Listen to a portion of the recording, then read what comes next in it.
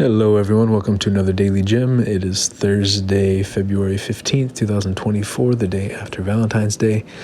And today I want to talk about not peace in the Middle East, but love in the Middle East.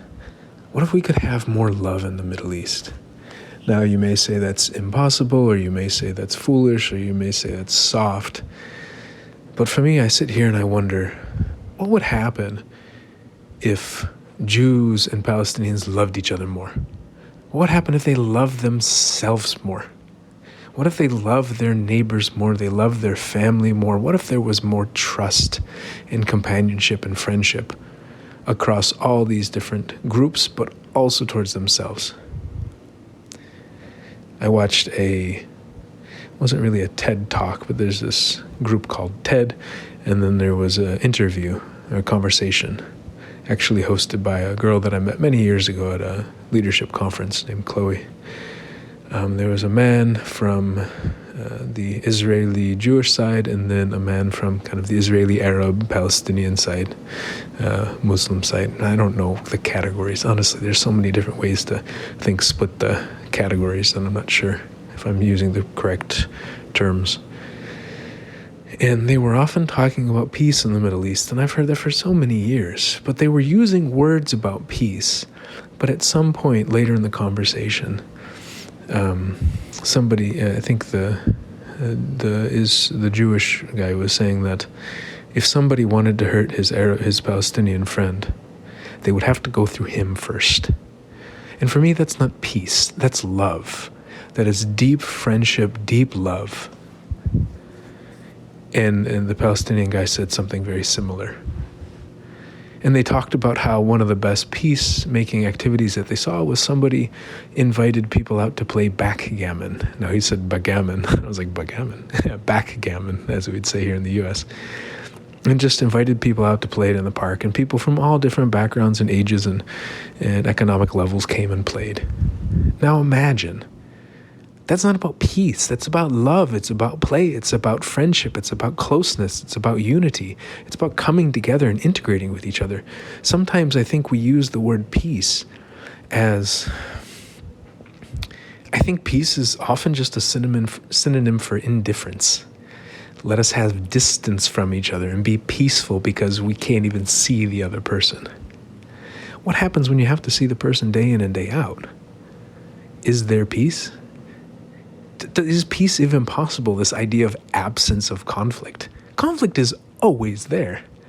Right now I'm thinking, do I turn the TV off so the noise doesn't pop up too much? But if I turn the TV off now, then I have to pause the recording that I'm doing. Like, I'm having conflict in myself right now, and that's just a very thin slice of the conflict I'm feeling right now. How is conflict ever going to disappear? What if we learn to embrace the conflict and try to come together and see people on both sides and realize that we are all feeling a lot of things and we're trying our best. No matter what happens, we are trying our best to love ourselves and love other people. I think it frustrates me because I think for some reason, oh man, look at that.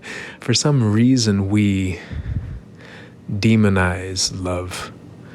I think it's because we're freaking terrified of it. To be that close to somebody, to be that close to ourselves, to feel the pain, to feel the joy, to feel so much. I think it scares us so much. I think sometimes we fall in love with somebody and then they quote unquote break our heart, or our hearts are broken in some way. And then we become so afraid of feeling good things that we're afraid of feeling the bad things and then we're just afraid of feeling in general, and we're afraid of being close to somebody else. And it makes sense. When we're close to somebody else, we can get really hurt. Or just the closeness towards somebody can hurt some other people, right? A lot of places ban public displays of affection, I imagine, because if two people are being very affectionate with each other, there's a third who looks on and doesn't have that affection. That third person can feel very jealous and very angry or very sad. And so in a way, we try to ban, I think, this affection so that the third person doesn't feel those quote-unquote bad things. But what? So then, therefore, we're banning affection? Are Jewish people in Israel, are Israeli Jews allowed to feel affection towards Israeli Arabs or Palestinians? Again, I don't know the categories. And vice versa. Can they feel too much affection for somebody else within their lives? Towards themselves? Towards their neighbors? Towards their family members? I don't know. And I'm not saying this to highlight them as, oh, there's something wrong with them. I think this is a problem that we experience in so many parts of the world. Are we allowed to really love each other? Are we terrified of it? What would happen if we actually went towards love instead of trying to have peace, this kind of distant, indifferent peace where we never interact with each other and no conflict ever happens? What if we learned to embrace the conflict within each other, within ourselves and between each other, amongst each other, and built those friendships, built those deeper relationships, and had such love where we would say, if you want to get to him, you have to go through me first. This idea of protecting other people we care about, not attacking others, but protecting other people that we care about. I just wish, I look at situations like that and I say, I wish there were more love between those two sides. Because you know what? When there's love between the two sides, there are no longer two sides. It's just one side.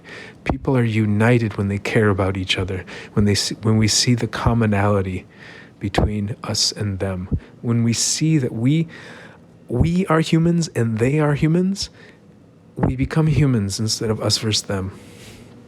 So I hope for that place that they get to that point, and not even get to that point, have that desire and that goal to go in that direction towards more unity, towards more love for each other and for themselves. But I also hope that we have that here in the U.S. Politically, racially, economically, there are so many ways in which we feel divided, but we can feel united if we want to go in that direction. So I hope that we have more desire to go in that direction. So this was a more, I'm frustrated. I'm frustrated, but I'm also hopeful that maybe it just takes a reframing. Maybe the reframing is what we've needed. I don't know. On that note, I am going to let you go for the week, and I will check in with you all on Monday. Thank you for listening. I really appreciate you tuning in and would love to hear what you are feeling and what you are thinking regarding to this or any other episode that I've recorded. And just happy and, like I said, very grateful that you're here. Thank you. Good night for now. Bye.